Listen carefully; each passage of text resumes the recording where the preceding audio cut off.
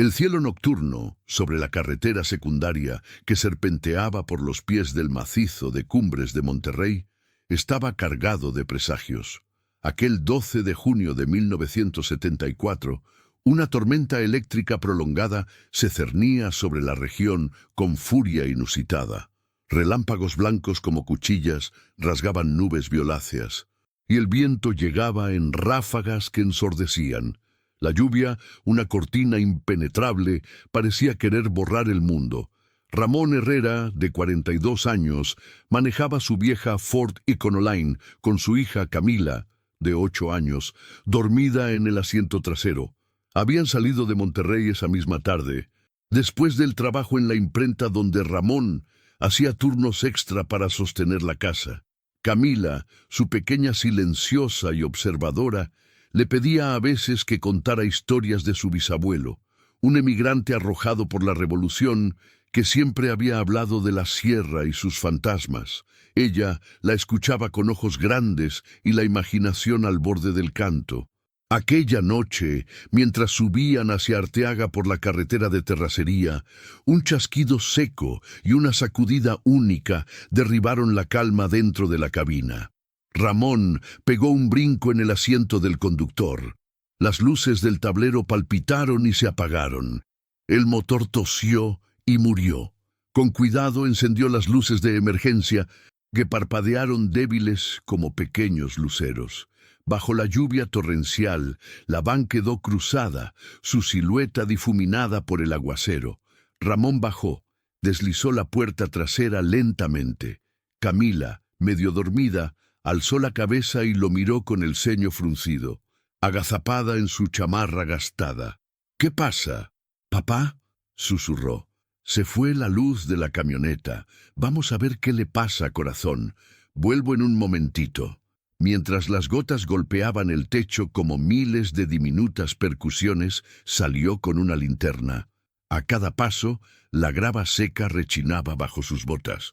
Cuando llegó al frente, abrió el capó con firmeza. El viento y la lluvia se colaban bajo la capucha. La temblorosa bombilla no bastaba. Inspeccionó el sistema de encendido. Cables chorreaban. El distribuidor parecía sucio, saturado de humedad. Todo indicaba un cortocircuito provocado por el agua. Suspira y comienza a trabajar, seca con su camiseta. Aprieta tornillos, sopla el polvo acumulado, rocía el líquido aislante que llevaba en la guantera. Adentro, Camila observaba sin parpadear. La tormenta frenética era su propia película en blanco y negro. A ratos, escuchaba cómo el agua golpeaba las ventanillas. Un canto profundo, casi musical. Y en medio del caos, la radio de la Econoline crujía, emitiendo estática. Si Ramón había guardado el transistor de emergencia para entretenerla, eran mismos discos de trovas y canciones de la guerra. Estaba inútil aquella noche.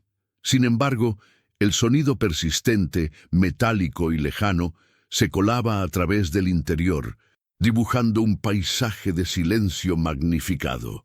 El crujir del agua, el tamborileo del relámpago, la estática a ratos reconocible como voz humana. Era un murmullo que se negaba a callar. Pasaron 15 minutos que parecieron horas.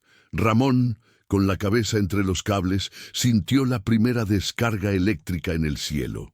Un relámpago blanco intensísimo iluminó la escena. La camioneta, la oscuridad circundante, el macizo de la sierra recortado contra el cielo tormentoso, y una idea cruzó por la mente de Ramón. Tal vez deberíamos volver a Monterrey esta misma noche. Pero desechó el pensamiento. El coche no arrancaba y la tempestad no daría tregua. Regresó adentro, empapado, tembloroso. «No puedo arreglarla igual con toda esta lluvia», dijo, su voz ronca por el frío. Camila, con movimientos lentos, se estiró. «¿Y ahora qué hacemos?», susurró. Ramón se sentó a su lado, envolviéndola en su brazo. Pensó, «Recuerda que siempre estamos juntos». Pero el sonido de la radio cobró fuerza de pronto, y pudo distinguir algo. Una voz infantil, breve, tenue, casi indistinta. «Papá, no mires por...», y luego fragmentos inconexos fijos, como un zumbido en medio de la estática. Camila alzó la cabeza. Sus ojos reflejaban la luz trémula del tablero. ¿Escuchaste eso?, preguntó apenas. Ramón negó con la cabeza y se levantó decidido a apagar la radio. Pero al bajar para girar la perilla, sintió que algo bajo el chasis había crujido, como si el agua arrastrara hojas o un animal pequeño bajo el coche. Pensó en recolectar leña o ramas para encender un fuego. Quizá así podrían mantenerse calientes o enviar humo hacia los autos en caso alguien pasara. Volvió al interior, tomó unos periódicos viejos y una linterna y los dejó cerca de la puerta, listo para encenderlos. Pero antes de que pudiera actuar, otro relámpago eléctrico más violento que los anteriores partió el silencio. Era tan cercano que por un instante la van se iluminó por completo. Dentro se vio la figura de Camila, su cuerpo encorvado, la muñequita que llevaba siempre en la mano. Una imagen le taladró la mente. Su hija nunca apartaba la muñeca de algodón de su vista, incluso dormida. En ese parpadeo, Ramón sintió que, quizás, ocurriría algo que cambiaría sus vidas para siempre. Sin decir palabra, se volvió hacia la radio e intentó apagarla, pero la perilla giró en falso. La estática persistía, casi burlona, con la misma voz infantil. «Papá dijo que no mires por la ventana». El viento se coló con fuerza y sacudió la van desde atrás, haciendo crujir el metal blindado. Ramón sintió un escalofrío que lo subió desde los pies. Afuera, todo estaba cubierto de agua y ruido. Volvió a sentarse junto a Camila, la abrazó con fuerza. «No mires por la ventana», repitió la voz, ahora más clara, más cerca, como si sonara dentro de la cabina. El corazón de Ramón latía con fuerza. Intentó ver por el retrovisor, pero lo que reflejaba era solo un oscuro manchón de agua y luz intermitente. Pensó que quizá era mejor no saberlo, y entonces oyó el clic, un sonido seco de metal. Algo se cerró o se abrió en el chasis bajo el piso. Contuvo la respiración. ¡Clic! Otra vez. Los minutos siguientes se congelaron en una niebla de tormenta, miedo y confusión. La voz siguió repitiéndose, las luces fallando, la tempestad envolviendo cada cosa, hasta que de pronto todo se apagó. La radio, las linternas y la corriente eléctrica de la cabina. La camioneta quedó en un silencio absoluto, roto solo por el agua estancada que inundaba el borde del pasillo. Ramón palpó la oscuridad, se enderezó y tanteó a Camila, que no respondió. El frío se ensañaba, la lluvia estridente seguía aumentando. Él movió la mano, tocó algo. La muñeca se le escapó como espejo de partida, la apartó y la dejó deslizarse hasta el suelo. Otro ruido, trepidante, desde abajo, como si la van se moviera una última vez. Entonces ocurrió. La puerta de la cabina, la trasera, sonó. Se abrió sola, empujada por el viento o por algo invisible. Ramón la vio tambalear, cayó hacia el interior con un golpe seco. Giró a verla, instintivamente buscó a Camila, pero su hija ya no estaba. Durante un instante, el mundo sostuvo el aire. Solo se escuchaba la lluvia. Ramón gritó su nombre con un ahogo profundo. «¡Camila!». Pájaros inexistentes corrieron en su pecho. El eco de la tormenta respondió. No hubo regreso. La lluvia se tragó los gemidos, lo empapó todo. De pronto, una ráfaga más fuerte arrastró la puerta. La cerró de golpe, y la radio emitió un último susurro, tan suave que pudo perderse entre los truenos. «Papá dijo», y se desvaneció en estática. Tadeo Rivas era un hombre de pocas palabras y demasiados silencios. Había pasado los últimos 8 años de su vida en el taller de chatarra El Riel, un deshuesadero enclavado en las afueras polvorientas de García, donde el tiempo parecía avanzar distinto, lento y oxidado como los vehículos que llegaban a morir. Ex convicto, veterano de peleas callejeras y adicciones enterradas, Tadeo había aprendido a hablar con los fierros como si fueran viejos conocidos. Ellos no juzgaban, no preguntaban, solo respondían con ruido. resistencia o entrega. Esa mañana, bajo un sol impiadoso, llegó una grúa arrastrando una van Ford Econoline del 73, visiblemente corroída, con los vidrios cubiertos de polvo endurecido y los neumáticos hechos jirones. El encargado del depósito, don Lucio, un hombre huesudo de voz rasposa, le lanzó los papeles sin siquiera mirarla bien. «Llévala al fondo, esa va directo a despiece, nadie la reclamó en años». Tadeo subió a la grúa y la condujo hacia la parte trasera del lote. Una vez estacionada, bajó de un salto, encendió un cigarro y se acercó a la van. Algo en ella no cuadraba. No era solo el deterioro, que era normal, sino cierta rigidez en la estructura, como si se negara a ceder al tiempo. Abrió la puerta del copiloto con esfuerzo. El chirrido que emitió era demasiado agudo, casi un lamento. El interior estaba cubierto de moho seco, polvo petrificado y rastros de tela raída. La radio todavía estaba allí, antigua, empotrada en el tablero. Tadeo, curioso, giró la perilla. Increíblemente el aparato chispeó y soltó una breve ráfaga de estática. Sonrió, pero también sintió algo helado en la espalda. Los asientos estaban intactos, salvo por los desgastes esperables, y en el piso trasero notó un desnivel leve. Se agachó, golpeó la lámina con los nudillos. Sonaba hueco. «¿Compartimento oculto?», murmuró. Buscó una palanca. Nada. Entonces usó una palanca metálica.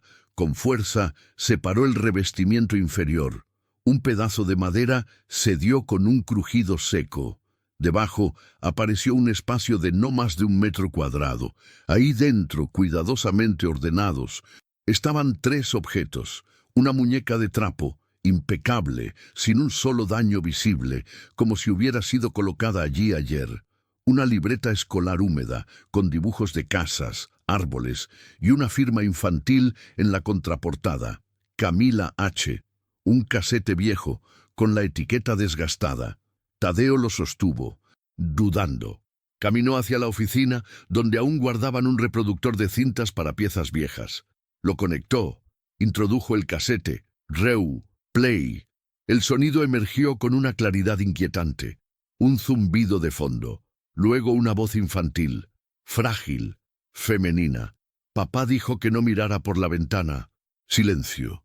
Estática. Luego la misma frase repetida. Y otra vez. Cada vez con menor nitidez, como un eco moribundo. Al fondo, ruidos que no parecían humanos. Un golpeteo rítmico, como algo arrastrándose. Tadeo apagó el aparato. Se quedó en silencio largo rato, con el casete en la mano. El calor ya no le importaba. Afuera, los carros seguían crujiendo en su descomposición. Dentro de sí, algo se removía, una especie de alarma primitiva. Decidió guardar todo en una caja y escribir en la tapa con marcador: «No tocar. Caso raro». Pero en la noche, cuando ya todos se habían ido, volvió al taller. Necesitaba escucharlo otra vez, solo para entender qué era esa voz. Puso la cinta de nuevo. Esta vez escuchó algo más. Justo antes de que la frase terminara, una respiración. No de la niña, una más profunda, masculina, casi pegada al micrófono, como si alguien estuviera ahí, detrás de ella. Lucía Mendieta siempre llegaba antes que el sol. Reportera del diario regional La Voz del Norte, con más de 2 décadas de oficio, había aprendido que las mejores historias no estaban en los comunicados oficiales ni en las conferencias de prensa, sino en los márgenes, en lo que nadie quería ver. Y el mensaje que recibió en su grabadora la noche anterior la inquietó desde el primer segundo. «Señorita Mendieta, disculpe que la moleste, me llamo Tadeo. Encontré algo viejo, una van, una cinta. Hay una voz, dice cosas raras. Era de una niña. Necesito que venga. No es broma. Ella no sabía bien por qué aceptó ir. Tal vez por instinto, tal vez porque su hermano menor había desaparecido en circunstancias nunca esclarecidas en los años 70, cerca de Galeana, pero algo en la voz de Tadeo le pareció honesto, roto. Cuando llegó al taller, Tadeo estaba sentado en un banco metálico, fumando sin parar. No parecía haber dormido. Tenía las manos temblorosas y el olor a aceite impregnado en la piel. «¿Usted es la periodista?», preguntó sin levantar la vista. «Lucía Mendieta. ¿Dónde está la cinta?». Tadeo la llevó a la pequeña oficina donde había guardado la caja. La abrió con cuidado. Lucía sacó el casete y lo observó. No tenía etiqueta legible, solo una mancha que podría haber sido tinta o sangre vieja. Lo colocaron en el reproductor. Play. La voz infantil emergió como un susurro arrastrado desde otro tiempo. «Papá dijo que no mirara por la ventana». Lucía palideció. Era tan nítida, tan triste. Había algo más que miedo. Había obediencia ciega en esa voz, como si la niña supiera que mirar afuera significaba romper algo irreversible. «¿Dónde encontraste esto?», preguntó ella. «Dentro de una van, modelo viejo». Llegó al lote hace 3 días. Nadie la había tocado en años. Estaba abandonada. Lucía tomó nota del número de serie que Tadeo había anotado. Esa misma tarde fue al archivo de tránsito de Monterrey. Insistió. Esperó horas. Finalmente, una empleada le permitió revisar los registros antiguos. Ahí estaba. Ford Econoline blanca. Placas canceladas en 1975. Dueño registrado, Ramón Herrera, imprenta Gutenberg, Monterrey. Última señal, desaparecido el 12 de junio de 1974 con su hija Camila. Caso cerrado como desaparición sin resolución. Lucía leyó el informe policial. Varios puntos la sorprendieron. El vehículo fue hallado vacío. La radio seguía encendida cuando llegaron los oficiales. Había huellas en el lodo, luego desaparecían. La muñeca y la libreta jamás fueron mencionadas. Nadie habló de un compartimento oculto. Volvió al taller con esa información. «Tu van estuvo perdida casi 3 décadas», le dijo a Tadeo. «Es parte de un caso no resuelto». «Esa voz», susurró él, «no me deja dormir, no sé por qué. Cada vez que la escucho, siento que alguien más está oyéndola también, como si no estuviéramos solos». Esa noche, Lucía llevó el casete con ella. Lo escuchó en su viejo reproductor en casa. Lo reprodujo 1, 2, 5 veces. En la 6ª vez, creyó distinguir algo más. Después de la frase de la niña, hubo un ruido leve, un susurro masculino, una palabra. «Ya te dije que no mires». Cerró los ojos. No era imaginación. Lo volvió a escuchar. La misma advertencia, la misma intensidad baja, como una amenaza dicha entre dientes. Entonces, ocurrió algo extraño. El reproductor, apagado y desconectado, emitió estática por unos segundos. Luego, silencio. Lucía miró alrededor. La casa estaba vacía, pero sintió algo en el aire, una vibración, como si una memoria ajena se hubiera instalado en sus paredes. A la mañana siguiente, fue a visitar a una exagente retirada que había estado en la escena en 1974. La mujer, ya en sus 70, se llamaba Concepción Alvarado. Tenía la mirada gélida y el andar lento. Lucía le mostró el casete. La mujer no lo quiso escuchar, pero al ver la muñeca en una fotografía que Lucía había tomado, se quedó quieta. Después de un silencio prolongado, dijo: «Yo vi esa muñeca. Estaba en la carretera, en medio del lodo, pero nos dijeron que no la tocáramos. Contaminación de evidencia», dijeron. Después desapareció. Lucía volvió a casa con más preguntas que respuestas. Esa noche colocó la cinta una vez más. Esta vez, la voz de la niña no estaba sola. Después de varias repeticiones, otra frase emergió muy al fondo. «Papá ya no contesta, pero yo sí estoy aquí». Tadeo no volvió al taller durante 2 días. Había dejado de dormir. Soñaba con una camioneta detenida en un camino interminable, rodeada de árboles negros que parecían respirar. En el sueño, abría la puerta trasera y solo encontraba oscuridad. Pero esa oscuridad hablaba. Siempre decía lo mismo: «No mires por la ventana». Cuando finalmente regresó, don Lucio lo miró de reojo. «¿Te metiste algo otra vez?». «No, Pues pareces ver fantasmas. Muévete, que llegaron 2 carros de Santa Catarina. Pero Tadeo no podía dejar de pensar en el compartimiento. Esa noche esperó a que todos se marcharan. Sacó la van de su lugar y la llevó al cobertizo del fondo.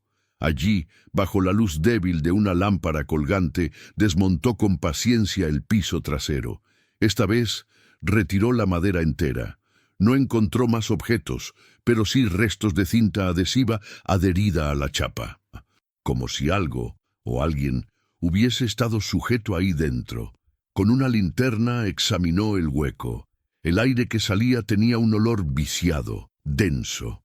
Al tocar las paredes, sintió una humedad inusual. Entonces notó algo.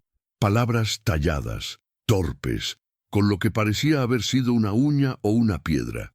Eran nombres y frases rotas. Uno estaba claro, Camila H. Otro más abajo, apenas visible, no abrir. Tadeo retrocedió. Volvió a colocar la tapa con manos temblorosas. Respiraba agitado, como si al levantar esa madera hubiera destapado algo más que un compartimiento. Lucía, mientras tanto, hurgaba en los archivos del Diario del Norte. En los reportes policiales, entre 1973 y 1976, encontró un patrón inquietante. Al menos 7 desapariciones en zonas rurales entre Monterrey y Arteaga, todas durante tormentas intensas, todas sin testigos. Pero lo más perturbador fue un detalle que se repetía en 2 informes distintos. Testigos afirmaban haber escuchado voces de niños en la radio momentos antes de la desaparición. En ambos casos, los investigadores lo atribuyeron a interferencias atmosféricas. Un nombre apareció con frecuencia en esos reportes: el agente Luis Dávila, fallecido en 1998. Lucía contactó a su hija, Ana Dávila, quien conservaba algunos de sus diarios personales. En una libreta escrita en 1974, hallaron esto: Caso Herrera, Banford Econoline. La radio seguía funcionando. Voz de niña: papá no quiere que vea. El superior dijo que eran interferencias. Pero yo escuché, todos escuchamos, y esa muñeca no estaba en el inventario. Se esfumó. Lucía sintió un escalofrío. ¿Cuántas veces se había ignorado evidencia crucial? Esa noche se reunió con Tadeo. Él tenía ojeras profundas y los labios resecos. «Quemé el casete», dijo sin rodeos. «¿Por qué? Porque lo escuché sin ponerlo, en mi casa, por la ventana del baño. Estaba apagado, pero la voz volvió». Lucía sacó los recortes, los testimonios, le mostró las conexiones. Tadeo no se sorprendió, solo parecía asustado. «¿Crees que la niña esté viva?» Lucía lo pensó unos segundos. «Creo que algo de ella sigue aquí, atrapado, pegado al vehículo, al momento en que desapareció». Y entonces decidieron volver al lugar del hecho, a la carretera entre Monterrey y Arteaga, a la curva donde Ramón Herrera y Camila fueron vistos por última vez. Salieron en la madrugada, llevaban mapas, linternas, grabadora, una cámara y la muñeca. Tadeo había querido deshacerse de ella muchas veces, pero no pudo. Decía que siempre volvía a aparecer. Cuando llegaron al tramo indicado, la lluvia comenzó a caer con fuerza. Era la misma carretera secundaria, mismo paisaje silvestre. Los árboles al fondo parecían susurrar. Estacionaron donde el informe original decía: a 4.3 kilómetros del desvío hacia Arteaga, justo antes de una curva cerrada. Lucía bajó y encendió la grabadora. Al principio solo captó el golpeteo de la lluvia, nada más. Entonces, Tadeo abrió la puerta trasera de la van. El aire cambió y ambos escucharon un sonido que no provenía de ningún aparato. La radio de la camioneta, desconectada, sin batería, se encendió un instante y una voz infantil emergió, clara, limpia. «Papá, ya es hora de mirar». Tadeo palideció. Giró hacia el bosque. Sus ojos se fijaron en algo detrás de Lucía. Ella volteó. No había nadie. Cuando regresaron al vehículo, la grabadora seguía funcionando. La reprodujeron de inmediato. En la grabación, además de la voz, se captó una respiración profunda, constante, y una voz grave que murmuraba: «Ahora ella está contigo». Lucía se quedó inmóvil. El aire en la cabina se volvió pesado. La muñeca, en el asiento trasero, parecía observarlos. Lucía volvió a escuchar la grabación una y otra vez en su apartamento. A cada reproducción parecía descubrir un nuevo detalle. En la respiración que seguía a la voz infantil había un ritmo, casi como si alguien hablara en un idioma muy bajo. Susurrado, inhumano. A veces en el fondo se oían golpes. 1, 2, 3, luego silencio, como si alguien golpeara una puerta cerrada desde dentro. No quiso contárselo a Tadeo. Él ya estaba lo suficientemente perturbado. Apenas comía, hablaba poco. Había dejado de trabajar y pasaba horas sentado en el cobertizo del taller, mirando la van. Don Lucio pensaba que estaba volviendo a recaer, pero Lucía sabía que no era eso. Una tarde, Tadeo se presentó en su puerta. Tenía una cinta nueva en la mano. «No fui yo», dijo. «Apareció en la guantera esta mañana. La camioneta está cerrada con candado. Nadie puede haberla abierto». Nadie. Lucía insertó el casete en su grabadora. Al principio, silencio. Luego, el mismo zumbido de siempre, como si una estática espesa invadiera la cinta. Y después, otra vez, la voz de la niña. Esta vez, distinta, más rápida, como si hablara mientras corría. «Papá, se fue por la ventana, yo lo vi». No debía mirar, pero lo vi. Lucía pausó, rebobinó. La misma frase. «¿Y si está tratando de contarnos algo?», preguntó Tadeo. «No solo repite, está cambiando, como si la cinta siguiera grabando», dijo Lucía, más para sí misma. Investigaron en silencio durante días. Buscaron los registros escolares de Camila en viejos archivos del municipio. En una hoja desvaída hallaron una dirección antigua en la colonia Mitras. Allí vivía, aún, una vecina de los Herrera, Clara Suazua, de 83 años. Lucía la visitó con cautela. Al principio, la mujer no quería hablar, pero cuando le mostraron la foto de la libreta con el nombre de Camila, se quebró. Esa niña, tan callada, siempre dibujaba. Tenía una muñequita igualita a esa. La llevaba al parque, incluso al baño. Y su papá, el señor Ramón, era bueno, muy bueno.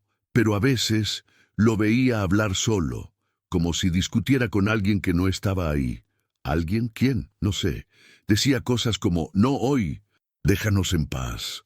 Pensábamos que eran cosas de estrés. Lucía no mencionó la grabación. Le agradeció y se fue.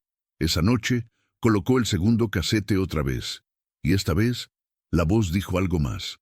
Algo completamente nuevo. Papá tenía miedo de lo que estaba adentro, pero estaba equivocado. No estaba afuera. Estaba con nosotros. Días después, Tadeo despertó con algo extraño en el pecho. Había tenido un sueño inquietante. En él, la camioneta no estaba en el taller, sino estacionada frente a una escuela vacía. Camila, con su muñeca, estaba sentada adentro, mirando hacia la puerta trasera. Tadeo se acercaba, abría la puerta y escuchaba la voz detrás de él: «No te metas». Cuando despertó tenía la camisa empapada. En el bolsillo, inexplicablemente, había una hoja arrancada de una libreta escolar, con un dibujo: la van bajo lluvia, una niña en la ventana, y algo detrás de ella, alto, negro, sin rostro. Fue a ver a Lucía. Le mostró la hoja. Ella la observó durante un largo rato. Luego, sin decir nada, la colocó junto a las otras pruebas. Ya no sabían qué estaban investigando, solo que lo que había en esa van no era un simple recuerdo. Esa misma noche, una nueva cinta apareció junto a la grabadora. No había sido colocada por ninguno de los dos, y cuando la reprodujeron, no fueron palabras lo que escucharon, fueron golpes. 3. Luego una voz de hombre, familiar: «Camila, abre la puerta, por favor». Silencio. Luego la voz de ella: «Papá, no eres tú». Lucía empezó a tener sueños vívidos. En ellos Caminaba por un pasillo escolar interminable. Las puertas estaban cerradas y desde adentro salía una luz tenue, como la de una linterna bajo una sábana. Siempre se detenía frente a una puerta con un número borroso. Abría y ahí estaba Camila, sentada sola en un pupitre dibujando. Levantaba la vista y decía: «Él todavía está aquí». Lucía se despertaba empapada en sudor. No creía en fantasmas ni en almas en pena. Pero había algo profundamente roto en esa historia. Algo que no pertenecía ni al pasado ni al presente. Decidió ir a la antigua imprenta donde Ramón había trabajado. El local ahora era una bodega tapiada con láminas oxidadas. Habló con el dueño actual, quien la dejó entrar. Dentro, el olor a tinta vieja aún persistía en las paredes. Entre polvo y restos de maquinaria, encontró un casillero con papeles arrugados. Uno de ellos tenía una nota escrita a mano con tinta corrida: «Si algo pasa, no abras la puerta de atrás». Pase lo que pase. Lucía sintió que el estómago se le cerraba. La caligrafía era inconfundiblemente la misma que había en la libreta de Camila. Era de Ramón. Tadeo, por su parte, ya no confiaba en su memoria. Empezó a grabar sus propios movimientos por miedo a estar haciendo cosas sin darse cuenta. Una madrugada se encontró fuera del taller, descalzo, con las llaves de la camioneta en la mano. No recordaba haber salido. Revisó la cinta de seguridad que había instalado. Lo que vio lo dejó sin habla. A las 3:12 a.m., él se levantaba, tomaba las llaves, salía del cobertizo y se sentaba en la van, mirando fijamente por el espejo retrovisor durante 7 minutos. Luego salía, todo sin expresión. No recordaba nada. Lucía volvió a escuchar las grabaciones. En una de ellas, la segunda cinta, detectó una voz en reversa. Usó un programa de edición para invertir el audio. Lo que emergió fue perturbador. «Yo no soy Camila». Lo reprodujo 3 veces. Cada vez era más clara. No era una negación casual. Era una advertencia, un intento desesperado de señalar algo que nadie estaba viendo. Lucía se lo contó a Tadeo. Él no se sorprendió. «Yo también lo he pensado», dijo. «¿Y si esa voz no es ella? Entonces, ¿quién? No lo sé, pero ¿y si no era solo una desaparición? ¿Y si fue una especie de sustitución?» Volvieron a la carretera una noche más. Esta vez llevaron una cámara con visión nocturna. Estacionaron la van exactamente en el mismo punto donde Ramón y Camila desaparecieron. La lluvia empezó suave, luego aumentó. La misma secuencia climática, la atmósfera exacta. Lucía encendió la cámara. Tadeo dejó la grabadora funcionando en la parte trasera. Se sentaron, en silencio. A la 1:37 a.m., algo cambió. El aire dentro de la camioneta se volvió denso, frío. Las luces parpadearon. La radio, sin estar conectada, se encendió por sí sola. Y se oyó: «No fui yo quien miró primero». Ambos se miraron, pálidos. Tadeo intentó abrir la puerta, pero estaba trabada. Lucía sintió que algo la observaba desde el asiento trasero. La grabadora dejó de funcionar. La cámara captó, durante 3 segundos, una sombra que se movía por fuera del vehículo. Alta, demasiado delgada para ser humana, caminaba hacia el espejo lateral y desaparecía. Cuando finalmente pudieron salir, la lluvia cesó. El silencio era absoluto. Lucía tomó la grabadora. Al reproducirla, solo encontraron una respiración rítmica, pero en el segundo 47, una nueva frase se coló entre la estática. «El que mira, se queda». Lucía sabía que estaba cruzando una línea invisible entre lo periodístico y lo obsesivo. Tenía una carpeta completa dedicada al caso Herrera. Notas, recortes, dibujos, transcripciones de las grabaciones, fragmentos de audio codificados por fecha y contenido. Pero lo que más le inquietaba era esa última frase. «El que mira, se queda». ¿Qué significaba? ¿Quién miró? ¿Quién se quedó? decidió solicitar acceso al Archivo General de la Policía Estatal, donde se almacenaban casos cerrados antes de 1980. Usó sus contactos en prensa para conseguir una cita. No esperaba encontrar mucho. En México, muchos expedientes de la época estaban incompletos, mal clasificados o simplemente perdidos. Pero cuando el archivista la acompañó hasta la sección C-1974, se sorprendió. El expediente de Ramón y Camila Herrera estaba restringido por orden federal. ¿Federal? ¿Por una desaparición rural?, preguntó. El archivista la miró con incomodidad. Eso es lo raro. No hay nota de intervención militar ni de crimen organizado. Solo un sello de interferencia atmosférica no explicada. Eso es lenguaje antiguo, usado en reportes de fenómenos aéreos no convencionales. Lucía insistió. El archivista, a regañadientes, la dejó ver un índice. Una ficha decía: testigo anónimo, reporta alteración de tiempo subjetivo y cambio en la percepción de espacio dentro del vehículo. No se registra oficialmente por falta de pruebas. Era una frase que parecía sacada de una novela de ciencia ficción, no de un archivo policial. Esa noche, en el taller, Tadeo la esperaba con noticias. Tengo otra cinta. Esta no apareció sola. Yo la grabé. ¿Cómo? Dormí dentro de la camioneta. Dejé la grabadora encendida. No recuerdo haber hablado, pero la voz que está ahí es la mía, solo que dice cosas que nunca dije. Puso el casete. La grabación era confusa, voz masculina. Sí, era Tadeo, pero con un tono diferente, más lento. Ella no está sola, nunca lo estuvo. Él se quedó. Luego silencio. Luego la voz infantil. ¿Ya me viste, Tadeo? Lucía sintió un escalofrío recorrerle la espalda. ¿Tú recuerdas haber dicho eso? No, y hay algo más.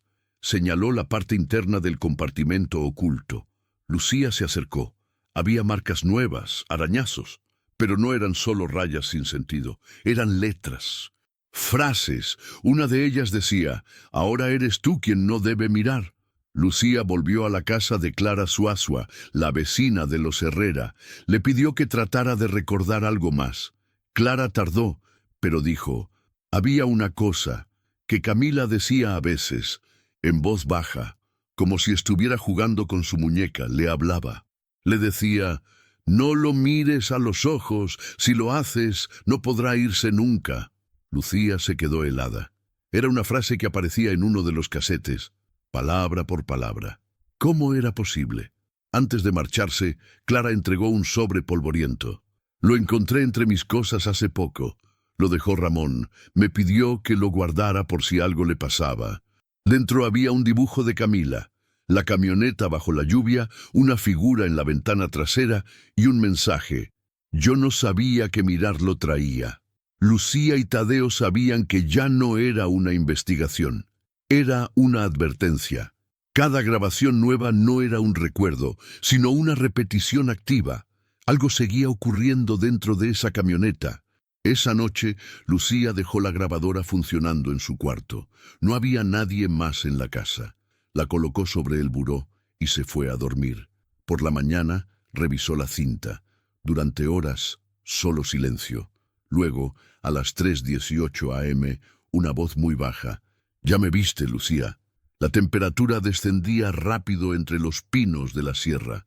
Tadeo y Lucía regresaban al punto exacto donde, según los registros policiales, la van de Ramón Herrera fue vista por última vez. Había una idea que los obsesionaba. ¿Y si no se trataba de un lugar? ¿Y si era más bien un momento al que se volvía cada vez que se repetían ciertas condiciones? Habían marcado la localización con GPS, reconstruido la cronología, estudiado el patrón climático, y ese día la tormenta se perfilaba igual que la de 1974, una masa de nubes eléctricas avanzando desde el noreste, el mismo tipo de viento, idéntica presión atmosférica. Tadeo colocó la van en el mismo ángulo descrito en los informes. Ajustaron la grabadora, las cámaras, el micrófono ambiental. Nadie dijo una palabra durante horas, hasta que, a las 2:03 a.m., ocurrió. Un silencio antinatural. La tormenta pareció pausar, el aire se detuvo, y desde la radio, que no estaba conectada a ninguna fuente de energía, emergió una voz nueva. El error fue mirar por la ventana. Lucía se giró hacia Tadeo. Él ya estaba mirando hacia atrás, hacia la ventana trasera de la van. «No lo hagas», le dijo ella con un hilo de voz. Pero Tadeo no respondía. Su mirada estaba fija, como si viera algo detrás del cristal, algo que no podía explicar. Lucía tiró de su brazo, lo sacudió. Finalmente él parpadeó. «Estaba ahí», susurró. «Vi a Camila», pero no era ella. De regreso en García, analizaron el material. Las cámaras habían fallado. La grabadora solo captó la misma frase repetida al revés. «Nunca cierres la ventana». Lucía empezó a notar otras cosas. Su reflejo en los vidrios aparecía con un leve retraso. Una noche, su contestadora automática reproducía grabaciones de voz que ella no recordaba haber dejado. Una decía: «Él ya sabe que lo viste». Preocupada por la salud mental de Tadeo, Lucía buscó ayuda con un psiquiatra forense. Le mostró fragmentos de las grabaciones, los dibujos, los cambios en el comportamiento de Tadeo. El especialista fue claro: hay un patrón obsesivo, inducido por un estímulo no identificado, pero no es esquizofrenia. Es como si algo externo estuviera generando respuestas mentales propias. Lucía preguntó: ¿podría una grabación inducir un estado mental compartido? El psiquiatra respondió: solo si el contenido tuviera un componente auditivo estructurado, como un mensaje que no entendemos, pero que sí se instala. Un virus sonoro, si quiere llamarlo así. Tadeo comenzó a deteriorarse. Dormía cada vez menos. Comía poco. Hablaba solo. Frases sueltas. «Ya la vi». Él estaba adentro. «La muñeca me mira de noche». Lucía intentó convencerlo de deshacerse de la van, quemarla, enterrarla, pero Tadeo se negó rotundamente. «Si lo hago, no va a irse. Va a quedarse conmigo. O contigo». Una madrugada, Tadeo desapareció. Dejó una nota: «Voy a cerrar la ventana. Si no vuelvo, no la abras». Lucía supo de inmediato a dónde había ido. Lo encontró al amanecer, en el mismo punto de siempre, en la curva del kilómetro 4.3. La van estaba estacionada, la puerta trasera entreabierta. Dentro solo quedaba la grabadora y una cinta nueva. Lucía la tomó con manos temblorosas. Se sentó en el asiento del conductor. Reprodujo la cinta. Primero silencio, luego la respiración de Tadeo, y finalmente su voz. No era ella, nunca fue ella, pero ya me vio. Pausa. Luego, la voz de Camila: «Ahora tú estás del lado de adentro». Lucía apagó la grabadora. Miró por el espejo retrovisor. La ventana trasera estaba cubierta de neblina y una pequeña mano marcada en el vidrio. La desaparición de Tadeo no generó mayor atención pública. Oficialmente, se clasificó como abandono voluntario. Su expediente fue archivado junto con miles de otros que nunca llegarían a juicio. Pero Lucía no aceptó esa versión. Sabía que él no se había ido. Había cruzado, o había sido tomado. Lo último que quedaba de él era la cinta y la van, ahora bajo custodia de Lucía, encerrada en una bodega alquilada. La periodista no sabía por qué no la destruía. Cada vez que lo intentaba, sentía una presión en el pecho, como si algo la advirtiera: «Si la rompes, te vas con ella». Empezó a recibir correos electrónicos anónimos, todos con archivos de audio, voces distorsionadas, grabaciones de estática. En una de ellas escuchó la misma frase de Tadeo: «No era ella, nunca fue ella», pero con una diferencia. Esta vez, al fondo, podía escucharse a Camila llorando. Lucía se obsesionó. Contactó a un profesor de acústica de la Universidad Autónoma de Nuevo León. Le pidió ayuda para analizar las frecuencias ocultas de las grabaciones. «Esto no es solo sonido», dijo el profesor, después de una semana. Hay patrones que no corresponden a voz humana. Algunas frecuencias no son audibles directamente, pero el cuerpo las siente y generan reacciones fisiológicas. ¿Cómo qué? Sudoración, alteraciones del ritmo cardíaco, insomnio, incluso alucinaciones auditivas. Lucía tragó saliva. Cada síntoma coincidía con lo que ella y Tadeo habían experimentado. ¿Puede alguien codificar una señal así deliberadamente? El profesor negó con la cabeza. Esto parece más bien un accidente, como si algo quedara atrapado en la cinta, no una persona, algo más viejo, algo que solo usa la voz para manifestarse. Lucía comenzó a buscar a familiares lejanos de Ramón Herrera. Encontró a una prima, residente en San Luis Potosí, que le confesó algo perturbador. Ramón, antes de desaparecer, me llamó, dijo que había pasado algo con la niña, que no dormía, que escuchaba cosas por la radio. Me pidió que fuera por ellos, pero cuando llegué ya se habían ido. Lucía le preguntó qué clase de cosas escuchaba Camila. Decía que alguien le hablaba desde el otro lado del cristal. En su departamento, Lucía preparó un experimento. Colocó todos los casetes sobre la mesa, grabó una cinta nueva con todas las frases clave. Luego, en un cuarto completamente cerrado, activó un osciloscopio conectado a los audios. El aparato registró una señal inusual a los pocos segundos, una curva que no coincidía con ninguna onda sonora convencional. Parecía una firma, un eco repetido, superpuesto en cada grabación. Lucía encendió la radio de onda corta que había encontrado en un mercado de antigüedades. Comenzó a buscar estática. Cuando llegó a una frecuencia específica, 104.3 MHz, escuchó algo que no estaba preparada para oír, su propia voz. Una frase que nunca había dicho. «No la dejes entrar». Apagó todo. El corazón le latía con violencia. Esa noche despertó a las 3:18 am. El mismo horario en que Tadeo había grabado la frase final. Caminó hacia su sala. La radio estaba encendida, sola, sin batería. Emitía una canción infantil distorsionada. En la ventana del comedor había una silueta, pequeña, quietísima. Una mano se apoyó en el cristal. Lucía no se atrevió a mirar, y entonces la radio murmuró: «Si no miras, no entras, pero ya escuchaste». Lucía tomó una decisión: dejar la ciudad. Durante años había cubierto crímenes, injusticias, desapariciones. Nada la había quebrado como esto. La historia de la van no era solo una investigación, era una herida abierta que parecía absorberlo todo. El problema no era lo que se veía, sino lo que se escuchaba, porque eso, de alguna manera, permanecía dentro. Arrendó una cabaña en la sierra, en un tramo casi despoblado entre Galeana y Aramberri. Allí, sin señal de celular ni electricidad estable, pensó que podría silenciar las voces. Llevó lo mínimo. Dejó la van encerrada en la bodega, con cadenas dobles. Pero no llevó las cintas. No podía.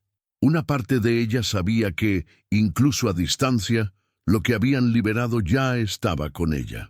Durante los primeros días, todo pareció calmarse. Silencio real. No hubo sueños extraños ni ruidos nocturnos. Empezó a escribir como si transcribir todo pudiera alejar lo que había pasado. Comenzó con los hechos duros, nombres, fechas, ubicaciones, pero pronto se vio escribiendo frases que no recordaba haber pensado. Una decía: «Desde aquí también se puede mirar». Otra: «Él sigue en el asiento trasero». Una tarde, mientras revisaba su grabadora, la misma usada para los casetes, encontró un archivo nuevo. No lo había registrado, ni recordaba haberla encendido. La reproducción iniciaba con un sonido metálico, como una puerta cerrándose. Luego, pasos. Después, su voz. «¿Qué haces ahí, Camila?» Pausa. Luego la voz de la niña, suave, familiar. «Te estaba esperando». Esa noche, la luz en la cabaña parpadeó. No había viento, ninguna razón técnica. Luego se fue por completo. En la oscuridad, Lucía sintió que la presión en la habitación cambiaba. como si alguien se hubiera sentado a su lado. Se quedó inmóvil, solo respiró, y entonces escuchó una respiración ajena, pegada a su oído. Se levantó, tomó una linterna y revisó todo. No había nadie. Pero sobre la mesa había una hoja de papel, arrancada de su libreta. En ella, con letra infantil, solo estaba escrito: «Ya no necesitas mirarla, está contigo». Lucía regresó a la ciudad. Fue directo a la bodega. La van seguía allí, intacta, pero algo había cambiado. Dentro el aire olía distinto, a cerrado sí, pero también a humedad reciente, a aliento. Se acercó a la puerta trasera, la tocó. Sintió una vibración, como si algo estuviera al otro lado, como si alguien golpeara suavemente desde dentro. Tomó la grabadora, la colocó sobre el techo del vehículo y dijo en voz alta: «¿Quién está ahí?» Nada. Luego repitió: «¿Camila?» Silencio.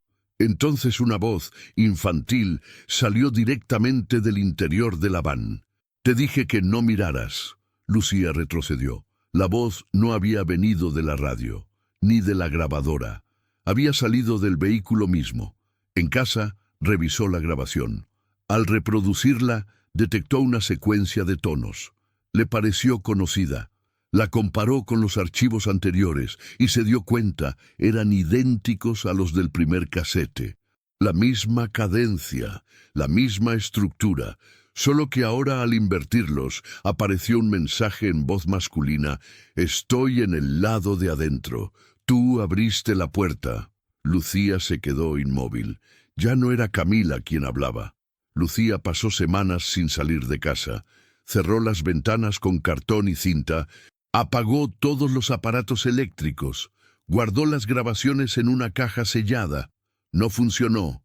A medianoche la estática volvía. No desde radios, sino desde las paredes. Como si lo que alguna vez fue una voz, ahora habitara en otra forma. Un residuo sonoro que se colaba por la madera, por las grietas. Por los recuerdos. Soñaba con la van. Siempre igual, noche, lluvia, ella en el asiento del conductor y alguien más respirando detrás. Una vez despertó con la impresión vívida de que una mano le había tocado el cuello. No tenía marca, pero sí un olor impregnado en la piel, humedad antigua, metal oxidado. Desesperada, contactó a un exingeniero de Pemex especializado en interferencias de radiofrecuencia. Le explicó su caso como si fuera ficción. Le pidió que analizara las ondas captadas en las grabaciones, buscando una fuente externa, una explicación lógica. «Esto no es interferencia convencional», le dijo él días después. «Las frecuencias no se repiten de forma normal. Hay algo que responde a tus preguntas. No es azar. Cada vez que preguntas «¿Quién está ahí?», cambia el patrón». ¿Y qué responde? El ingeniero, con la cara pálida, le tendió una hoja con los análisis. Siempre lo mismo, en distintas modulaciones. «Estoy detrás». Lucía pensó en el asiento trasero de la van. Siempre estaba vacío, o eso parecía. Regresó al taller. La camioneta estaba cubierta por una lona gruesa. Nadie la había tocado. Quitó la cobertura lentamente. La abrió. Subió. Se sentó frente al volante. Miró por el espejo retrovisor. Por un segundo juró ver algo moverse en el asiento trasero. Una sombra. Un leve movimiento. Parpadeó. Ya no estaba. Pero el aire cambió. Una sensación de estar acompañada, intensa, densa, pegajosa. Lucía bajó con dificultad. Se le nublaba la vista. Afuera el sol brillaba, pero adentro todo era niebla. En la noche encendió su computadora. Uno de los archivos digitales de audio, que creía eliminado, había reaparecido. El título, «Camila». Lo abrió. Sonaba como una conversación grabada en secreto. Primeramente, estática. Luego su propia voz. «¿Quieres decirme qué pasó?» Después la respuesta: «No fui yo la que miró». Lucía retrocedió la pista. Quiso cortar el audio, cerrarlo, pero el archivo no respondía, y entonces una tercera voz intervino, una voz masculina, seca, sin tono, que dijo: ¿Recuerdas que cerraste los ojos? Lucía se paralizó. Sí, en el primer sueño ella los había cerrado, para no mirar por la ventana trasera. El archivo se cerró solo. La siguiente mañana, al revisar su auto, encontró algo en el asiento trasero. Una muñeca de trapo, vieja, idéntica a la de Camila. No había ninguna explicación lógica, solo una nota atada con hilo al cuello de la muñeca. Decía: ella nunca se bajó. Lucía cayó de rodillas. Empezó a llorar. No sabía si era tristeza, terror o ambas cosas al mismo tiempo. Esa noche volvió a escuchar su grabadora. A las 3:18 AM, como siempre, se activó sola, y la voz de Camila dijo: «Ya te sentaste en mi lugar». Lucía ya no escribía artículos. Había renunciado al periódico hacía semanas, sin dar explicaciones. No podía. Lo que llevaba consigo no era una historia para ser publicada, sino una verdad que pesaba demasiado, que deformaba el mundo con cada revelación. Empezó a notar más cambios. El reloj de la cocina se detenía cada noche a las 3:18, siempre. Aunque cambiara las pilas, aunque lo reemplazara. Las plantas morían sin causa aparente, y en la ventana del baño cada mañana aparecía una nueva marca de mano, pequeña, empapada de condensación, aunque nadie más vivía allí. El tiempo dentro de su casa parecía estancarse, las horas se diluían, los días se confundían, a veces dormía 2 horas y amanecía sintiendo que habían pasado 10. Otras caía exhausta al atardecer y despertaba de madrugada sin saber en qué día estaba. Una tarde recibió un sobre sin remitente. Dentro, una sola fotografía en blanco y negro. Mostraba la van estacionada en una curva, bajo la lluvia. Detrás, entre los árboles, una figura borrosa parecía observar. En el reverso, escrito a mano: «Esta imagen fue tomada en 1975. Nadie supo quién la envió». Lucía investigó. El estilo del papel, el tipo de impresión, todo coincidía con material de archivo fotográfico de la policía. El sobre tenía estampilla, pero no matasellos. No había forma de rastrear su origen. La fotografía mostraba claramente la van, pero también un detalle perturbador. Si uno miraba de cerca el reflejo en el vidrio lateral, se podía ver el rostro de una niña mirando hacia adentro, no hacia afuera, como si la figura estuviera dentro del vidrio, como atrapada entre capas de tiempo. Esa noche, Lucía escuchó pasos en su casa, descalzos, pequeños, suaves. No encontró a nadie. No, pero la puerta del armario estaba abierta. Dentro, solo su ropa colgada y la muñeca de trapo, sentada sobre sus zapatos. Ahora tenía una segunda nota: «El tiempo allá adentro no es como aquí». Desesperada, Lucía volvió al archivo municipal.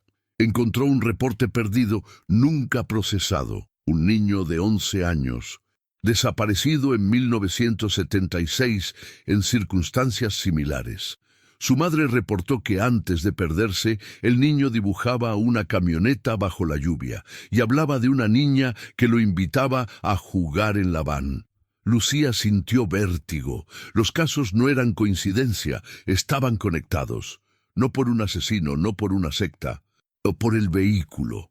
Consultó a un físico teórico de la UANL. Le habló de la percepción del tiempo, de la posibilidad de lugares que funcionan como cápsulas donde los eventos no siguen una línea cronológica. El físico fue cauto, pero intrigado. Hay teorías sobre bucles temporales cerrados, lugares donde la información entra, pero no sale, donde algo puede repetirse indefinidamente, siempre que alguien la observe, la escuche o la recuerde. Lucía preguntó: ¿y si esa información se guarda en un objeto, como una cinta o una camioneta? Entonces no sería solo un recuerdo, sería una manifestación continua, un residuo del tiempo, atrapado en materia. De vuelta en casa, Lucía grabó una nota de voz para sí misma. Intentó dejar instrucciones. Quería asegurarse de no olvidar quién era, qué estaba investigando. Al día siguiente, reprodujo la grabación. No era su voz, era la de Camila. Ahora tú eres el eco.